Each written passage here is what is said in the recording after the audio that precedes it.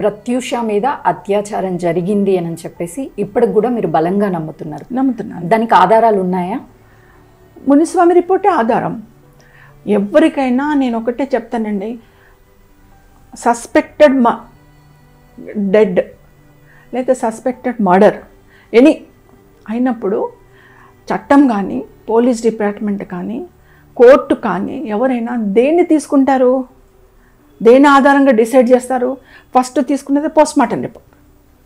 నేను అదే అడుగుతున్నాను, మునిస్వామి చేసిన పోస్ట్మార్టం రిపోర్ట్ను కౌంట్ చేయండి. పోస్ట్మార్టం రిపోర్ట్లో ఆయన క్లియర్ కట్గా ఇచ్చాడు. ప్రత్యూష తొడల మీద, ప్రత్యూష ఎబ్డమ్ మీద, ప్రత్యూష బ్రెస్ట్ మీద అంతటి కూడా ఒకరికంటే ఎక్కువ మంది విసరాలు ఉన్నాయి, అన్ని గాయాలు ఉన్నాయి, గోట్లతోటి గిల్లినట్టుగా ఆమె బ్రెస్ట్ మీద, తొడల మీద ఉన్నవి. ఆమెను అత్యాచారం చేసిండ్రు, ఒక్కరు కాదు చాలామంది అత్యాచారం చేసిండ్రు, మర్డర్ చేసిండ్రు అని చెప్పేసి ఆయన క్లియర్ కట్గా ఇచ్చాడు. దాన్ని ఎందుకు కౌంట్ చేయట్లేదు? ఇప్పుడు లోయర్ కోర్టు, నాంపల్లి కోర్టు నుంచి సుప్రీంకోర్టు వరకు మేమంతటి సబ్మిట్ చేస్తూనే ఉన్నాము. ఇప్పుడు సుప్రీంకోర్టులో కూడా సబ్మిట్ చేసినాం, హైకోర్టులో కూడా సబ్మిట్ చేసినాం. బట్ హైకోర్టులో ఉన్న 306 ఉన్న పనిష్మెంట్ని కూడా రెడ్యూస్ చేశారు.